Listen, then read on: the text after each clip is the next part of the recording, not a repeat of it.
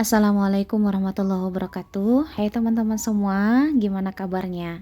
Semoga teman-teman dan kita semua senantiasa sehat, amin.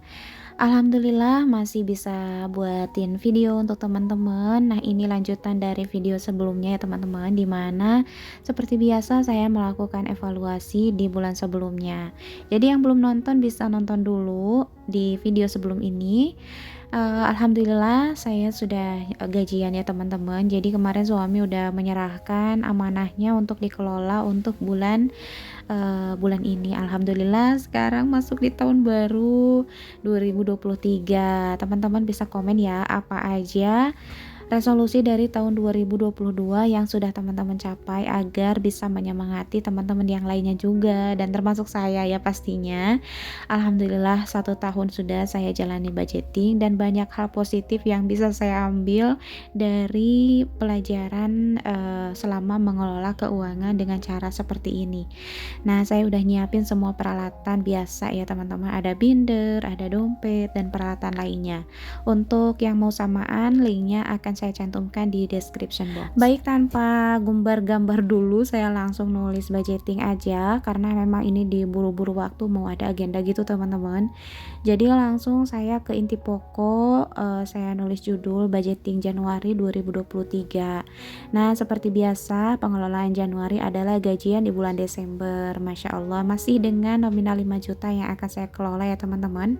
Dan sumbernya juga masih sama dari suami dan istri yang nominalnya saya gabung aja gitu. Yang jelas suami mungkin lebih besar, tapi kalau saya memang tidak bisa dikatakan tetap karena ya namanya juga konten kreator, pendapatannya itu tidak menetap gitu teman-teman, tapi yang jelas saya lebih ke savingnya aja gitu. Yang pertama ada kategori giving, seperti biasa ada 2 poin, yaitu untuk orang tua dan sedekah yang nominalnya saya private ya teman-teman. Kemudian di kategori kedua ada saving.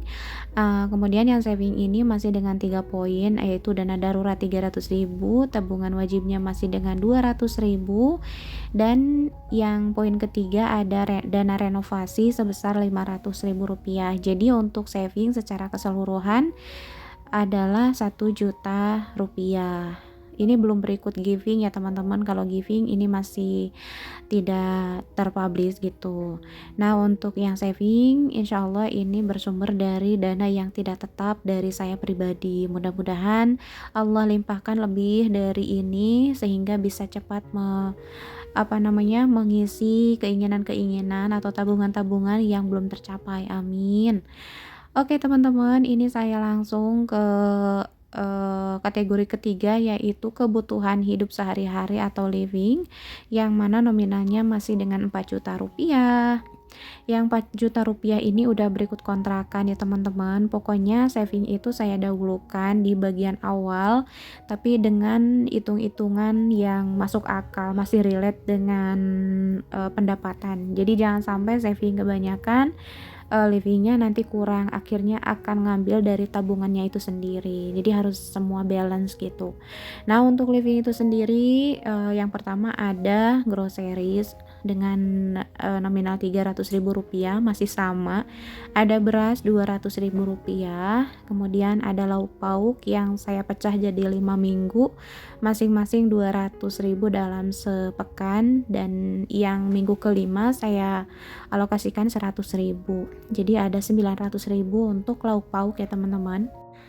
Lanjut yang ketiga ada anggaran untuk listrik sebesar Rp400.000, karena kemarin dianggarkan 500.000, ternyata bayaran kita 375, jadi sekarang dianggarkan aja Rp400.000. Mudah-mudahan tidak over ya teman-teman.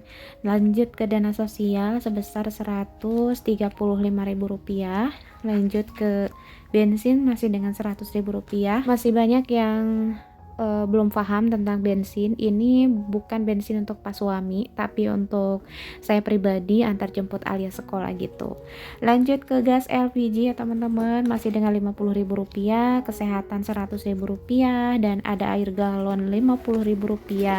Ada uang saku Alia masih dengan Rp300.000 yang perharinya dijatah Rp10.000. Tapi untuk uang saku Alia ini lebih ke apa ya, memberikan tantangan juga ke Alia supaya bisa menghemat uang sakunya gitu kan. Dan dia sendiri punya tantangan khusus di mana kalau ada sisa nanti akan ditabungkan ke amplop menabung.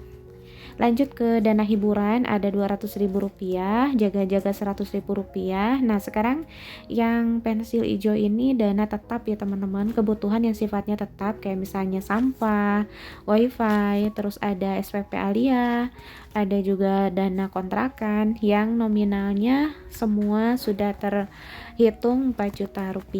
Ini udah hitung dulu sebelumnya teman-teman, tapi penasaran khawatirnya salah gitu kan, tapi secara secara perhitungan tadi sih udah tepat Rp4 juta dari kebutuhan living ini. Nah, anggaran ini di luar kebutuhannya Pak suami ya teman-teman, sebab masih banyak yang tanya setiap bulannya itu nanyain kalau saya udah share gitu kok nggak ada anggaran suaminya, mungkin followers baru gitu ya.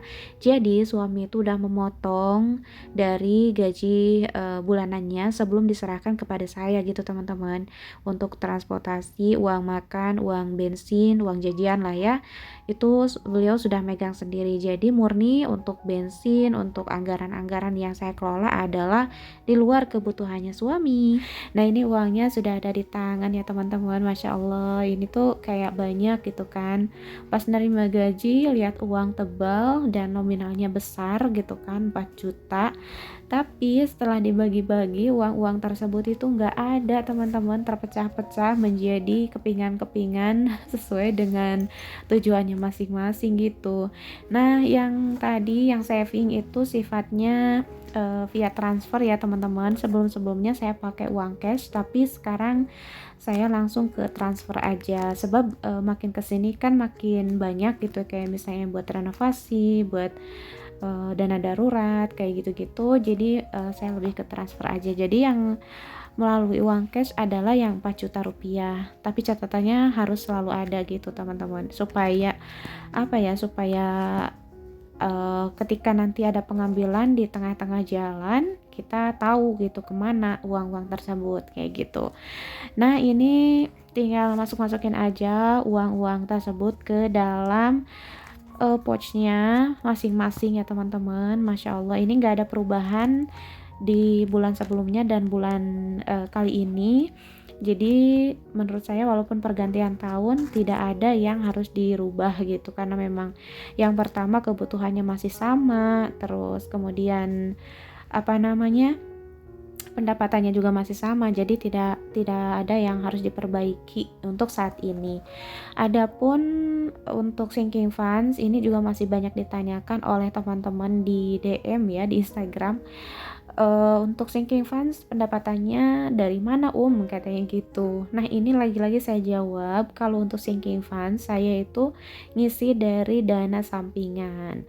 Nah, yang dana sampingan ini sumbernya dari saya pribadi gitu, bukan dari suami, karena kalau suami emang udah jelas beliau sebagai karyawan swasta, sedangkan saya hanya konten kreator yang pendapatannya tidak menetap gitu, kadang-kadang dari endorsement, kadang dari affiliate gitu, karena saya gabung dari sama Shopee affiliate, sama TikTok affiliate juga, dan ada juga kadang-kadang ya dari ngajar juga gitu. Nah, jadi pendapatan yang tidak tetap ini saya tidak bisa menominalkan gitu teman-teman, tapi yang jelas jika pun ada baru deh saya ngisi sinking funds. Maka sinking funds saya itu nggak terlalu yang diuber-uber wajib goals dalam waktu sekian bulan, karena kan khawatirnya tidak sesuai dengan pendapatan kayak gitu. Nah, ini terakhir untuk dana kontrakan Rp700.000 yang selalu saya tabung setiap bulannya, dimana dibayarkannya nanti pas akhir tahun atau di 1 tahun sekali, maksudnya teman-teman, di bulan Juni insya Allah. Baik teman-teman, sampai di sini videonya, mudah-mudahan bisa bermanfaat dan mohon maaf kalau misalnya ada kesalahan dalam penyampaian, dan assalamualaikum warahmatullahi wabarakatuh.